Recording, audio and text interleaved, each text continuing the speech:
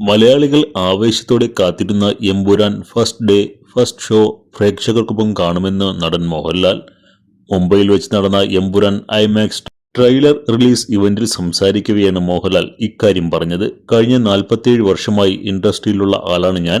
പ്രഗത്ഭരായ ഒരുപാട് എഴുത്തുകാർക്കൊപ്പം എനിക്ക് ജോലി ചെയ്യാനുള്ള അവസരം ലഭിച്ചു. പത്മരാജൻ, MD വാസുദേവൻ നായർ, ലോഹിതദാസ് എന്നിവർക്കൊപ്പമെല്ലാം ഞാൻ പ്രവർത്തിച്ചു. എല്ലാ ഇൻഡസ്ട്രിയിലും മാറ്റങ്ങൾ വരും. സിനിമയുടെ മേക്കിങ്ങിലും ആശയങ്ങളുമൊക്കെ മാറ്റം വരും. പക്ഷേ തീർച്ചയായും കഥയുണ്ടാകും. നിങ്ങളൊരു സിനിമ കാണുമ്പോൾ തിരികെ വീട്ടിലേക്ക് കൊണ്ടുപോകാൻ അതിൽ എന്തെങ്കിലും കാണും. അതിപ്പോൾ ഒരു കഥയോ ഒരു സീനോ ഒരു പെർഫോമൻസോ ഒക്കെ ആകാം.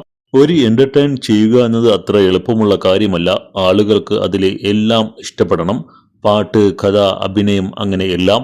എഴുത്തുകാരന് ഒരു സിനിമയിൽ വലിയ പ്രാധാന്യമുണ്ട്. എഴുത്തുകാരനും സംവിധായകനുമാണ് തീരുമാനിക്കുന്നത് എങ്ങനെ ഒരു സിനിമ നിർമ്മിക്കണമെന്ന്, അഭിനേതാക്കളെ എങ്ങനെ ഫ്രെയിമിൽ കൊണ്ടുവരണം എന്നൊക്കെ. ഇതൊരു ബ്രില്യൻസ് ആണ്, ദൈവത്തിന്റെ സമ്മാനമാണ്.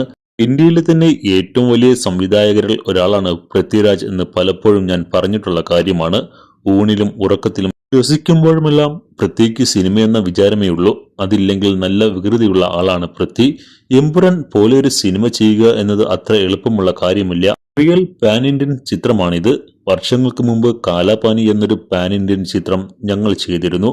അതുപോലൊരു സിനിമ ചെയ്യണമെന്നത് ഞങ്ങളുടെ സ്വപ്നമായിരുന്നു. എമ്പുരാൻ ഒരു മാജിക് ആണ്. ഈ സിനിമ ചെയ്തതിന് പൃഥ്വിരാജിനോട് നന്ദി പറയുകയാണ്. ഇതൊരു സിനിമ മാത്രമല്ല, ഞങ്ങളുടെ ചോരയും വിയർപ്പുമാണ്. ഇതിനപ്പുറം എമ്പുരാനെ കുറിച്ച് ഒന്നും പറയാനില്ല.